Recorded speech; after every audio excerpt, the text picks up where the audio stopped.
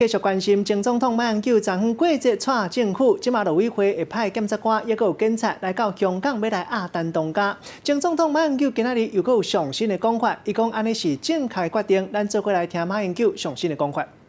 他把转弯了，双重标准。好，慢慢一个一个讲，一个一个讲。双重标准怎么看？啊？苏贞昌说有双重标准，港府这边没有声音。我想决定啊，能接受陈同佳来台投案，这是个正确的决定，符合我们的刑法的规定，也符合人道的原则。那么现在香港方面昨天晚上又发了一个消息，他说我们的人不能到香港去押解。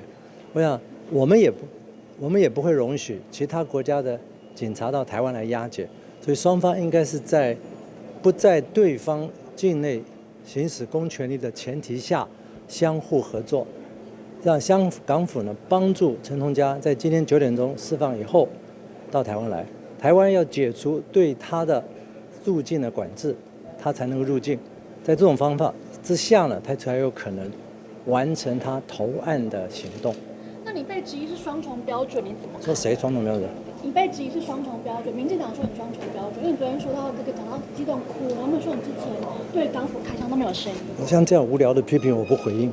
我看因为蔡政府好像是不是为了选举来大转弯？大家弯？当然是啊，当然哪一件事情不是呢？你举一件看看。好，谢谢。谢谢。结果下号来，谢谢。